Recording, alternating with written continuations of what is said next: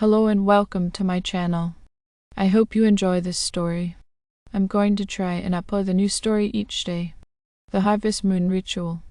The Isle of Wight was a place of quiet beauty with its rolling hills, seaside cliffs, and tranquil villages. But to Holly Arnold, it was home, a place filled with childhood memories and stories passed down through generations. Some of these stories were innocent tales of fairies in the woods and lost treasures buried beneath the sands. But others were darker, whispered around fires or shared in hushed tones by elders. Stories of ancient rituals and malevolent spirits that roamed the land during certain times of the year, times when the veil between walls was thin. One such time was the night of the harvest moon, a rare lunar event that occurred once every few decades, when the full moon hung low and large in the sky, casting an eerie ember glow across the landscape. It was said that on this night the spirits of the land grew restless, and if one were not careful, they might stir something better left undisturbed. But Holly, now in her mid-20s and freshly returned from university, had long dismissed these stories as mere folklore, the stuff of local superstition. It wasn't until she reconnected with a group of old friends, Maggie, Sam, and Tom, that the idea of performing the Harvest Moon Ritual came up. It started as a joke, a way to relive their teenage years and do something reckless and thrilling. Maggie had found an old book in her grandmother's attic, an ancient tome with yellowed pages and a leather cover, brittle and cracked with age. The book was filled with spells and incantations, written in a language none of them could fully understand. But one page was marked with a scrap of parchment, on which was written in English, "The Harvest Moon Ritual summoned forth the spirit of the land." The ritual seemed simple enough: gather a few items from nature, chant some words under the light of the full moon, and wait for a sign. It was harmless fun, or so they thought. Holly, always the skeptic, agreed to go along with it, if only to prove to herself and the others that the old stories were just that, stories. The night of the harvest moon arrived, and the four friends set out towards Culver Down, a remote hilltop that overlooked the sea. The air was crisp and the sky clear, the moon dominating the heavens with its strange, reddish hue. The landscape was bathed in an unnatural light, casting long, distorted shadows. They reached the summit, where the ruins of an ancient stone circle lay, half buried in the earth. The stones were weathered and worn, but still stood, silent sentinels watching over the land. Holly felt a slight unease as they approached the circle, a feeling she quickly brushed off. The ritual was a joke, after all, just a bit of fun to scare themselves. Maggie produced the book, flipping to the marked page, while Tom and Sam laid out the items they had gathered: a handful of soil, a few leaves, a small bowl of sea water, and a feather. Holly watched as they arranged the items in the center of the circle, following the instructions as best they could. "Ready?" Maggie asked, her voice tinged with nervous excitement. "Ready," they all replied, though Holly could hear the uncertainty in their voices. Maggie began to read the incantation, stumbling over the unfamiliar words, but pressing on. As she spoke, the wind began to pick up, swirling around them with increasing intensity. The trees on the hillside rustled, their branches creaking and groaning. Holly felt a chill run down her spine, but said nothing. When the chant was finished, there was a moment of stillness. The wind died down, and for a few heartbeats, nothing happened. Holly let out a breath she hadn't realized she was holding, relieved that the ritual had failed. But then a low, rumbling sound came from deep within the earth, a vibration that shook the ground beneath their feet. "What the hell was that?" Sam asked, his voice trembling. Before anyone could answer, the earth split open in the center of the stone circle, a jagged crack that widened as the rumbling grew louder. A dark, foul-smelling mist seeped from the fissure, curling around their legs and rising into the air. Holly's heart raced as she stumbled back, her eyes locked on the crack. From within the earth, something began to emerge. It was a figure, tall and indistinct, its form shifting and writhing like a shadow cast by an unseen light. The mist coalesced around it, giving it shape, but never solidifying. The figure seemed to be made of darkness itself, with no features except for two burning red eyes that glowed with a malevolent intelligence. "On!" Holly screamed, but her voice was lost in the wind that had returned, howling around them like a living thing. Tom and Sam were the first to break, sprinting down the hill with Maggie close behind. But Holly was frozen in place. unable to tear her eyes away from the entity that had risen from the earth. The figure turned its gaze on her, and in that moment Holly felt an overwhelming sense of dread, as if every nightmare she had ever had was staring back at her. It began to move towards her, its form gliding over the ground, the mist trailing behind it like a cloak. Holly forced her legs to move, to run, but the ground seemed to shift beneath her feet, making her stumble. She could hear the others shouting her name from a distance, but their voices were drowned out by the entity's approach. Just as it reached her, Holly felt the searing pain in her chest, as if her heart was being squeezed by an invisible hand. She gasped for breath, her vision darkening at the edges. The entity loomed over her, its eyes glowing brighter, and she knew with a terrifying certainty that it was trying to pull her soul from her body, to drag her into whatever hellish realm it had come from. But then a flash of light pierced the darkness. The moon, still full and glowing, shone directly down on them, its light intensifying until it was blinding. The entity recoiled, its form flickering and distorting as if it was being burned by the moon's rays. Holly felt the pressure on her chest release, and she collapsed to the ground, gasping for air. When she looked up again, the entity was gone. The crack in the earth had sealed itself, and the mist had dissipated. The wind had died down, leaving only the sound of her own ragged breathing. The others were by her side in moments, pulling her to her feet, their faces pale and eyes wide with fear. "What will happen?" Maggie asked, her voice shaking.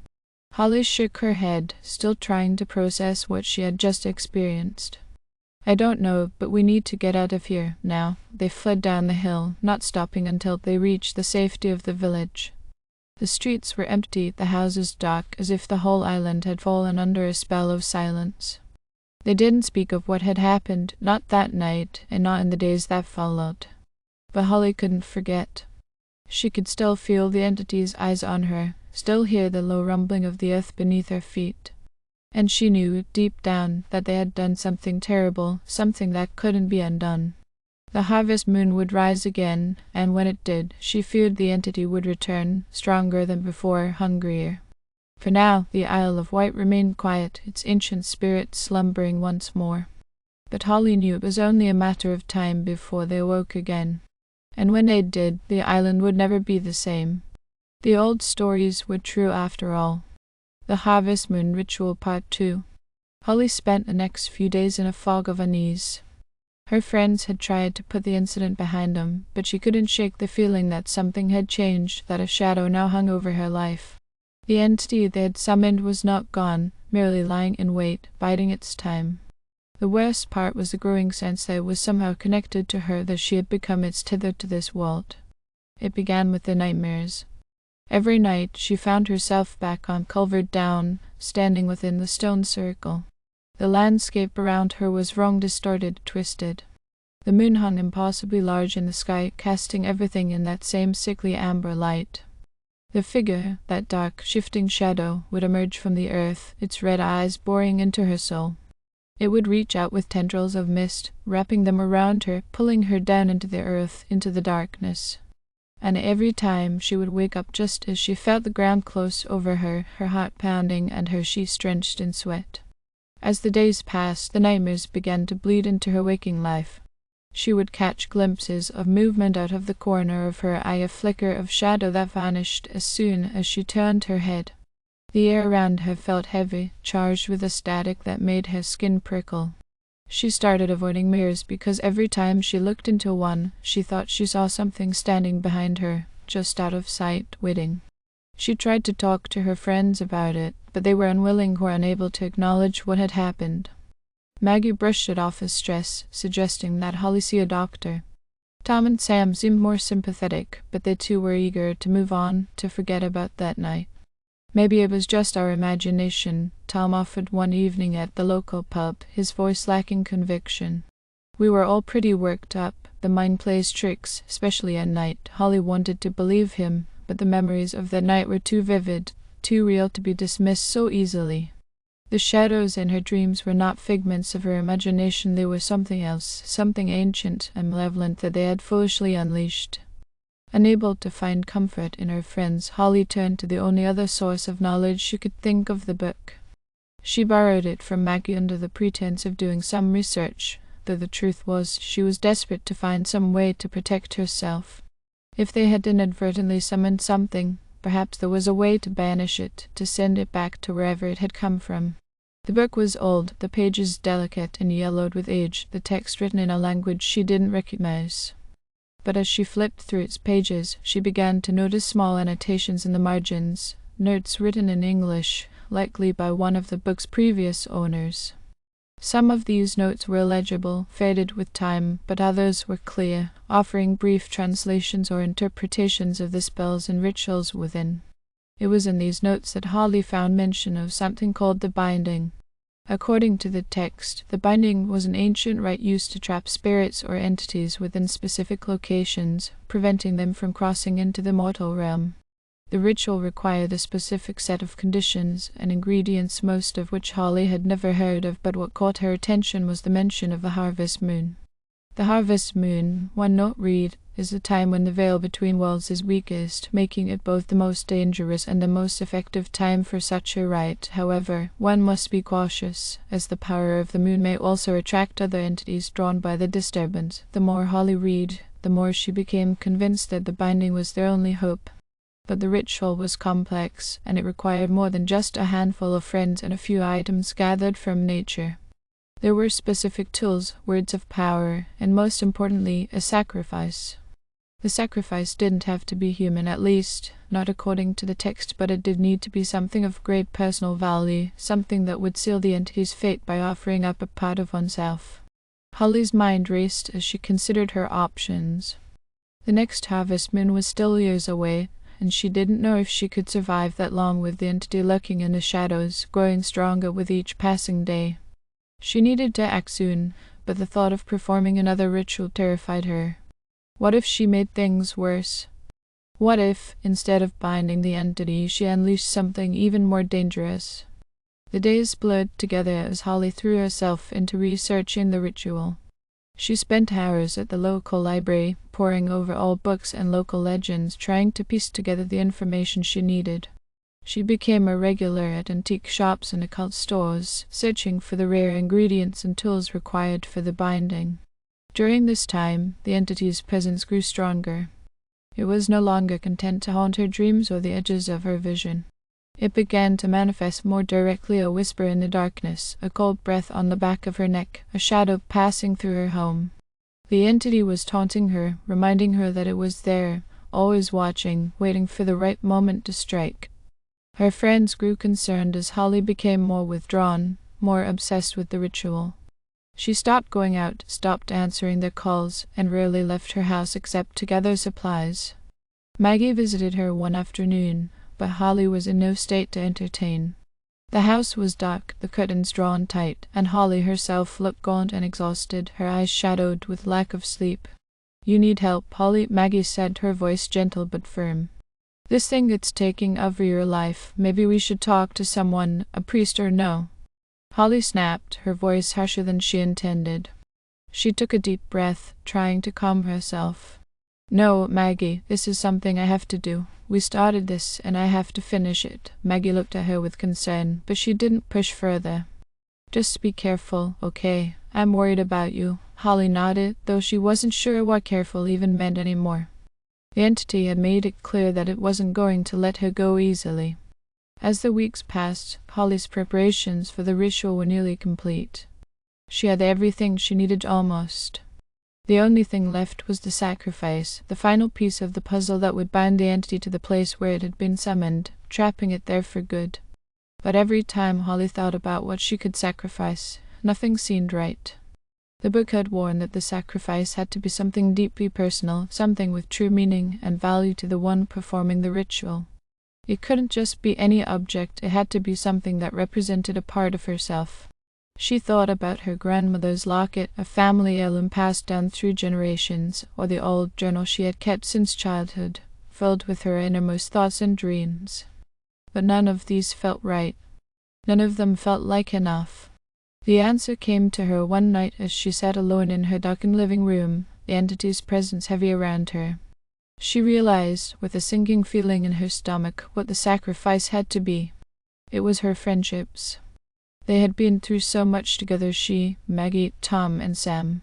They had grown up on the island, sharing countless memories and experiences.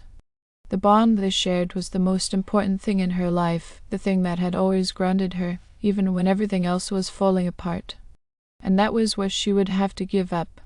The next morning, Holly called her friends and asked them to meet her at Culver Down. They were reluctant at first, wary of returning to the site of the ritual, but they agreed, sensing the desperation in her voice. When they arrived at the stone circle, Holly was already there, standing at the center with the old book in her hands. She looked different, paler, thinner, with an intensity in her eyes that hadn't been there before. "Holly, what's going on?" Tom asked, his voice uneasy. "I need your help," she replied, her voice steady. "I found a way to stop it, to bind the entity and keep it from harming anyone else, but I can't do it alone." Maggie stepped forward, her face filled with concern. "Holly, are you sure about this? We don't even know what we're dealing with." "I'm sure," Holly said, her grip on the book tightening. "But there's something I have to tell you. The ritual, it requires a sacrifice, something of great value, and I've realized it has to be you, our friendship." The words hung in the air, heavy and painful. Tom and Sam exchanged glances, their faces a mix of confusion and fear. Maggie looked at Holly, her eyes wide with shock. "What do you mean, Holly?" Maggie asked, her voice trembling. "You can't just sacrifice our friendship." "I don't have a choice," Holly said, her voice breaking.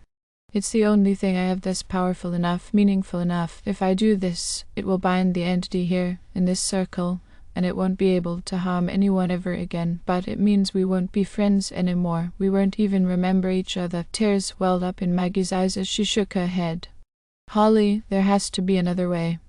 We'll find something else, something we can." Thank you for listening. I hope you enjoyed this story. Please don't forget to like, and even better, like and subscribe. Thank you very much, and I hope you have had or have a great day.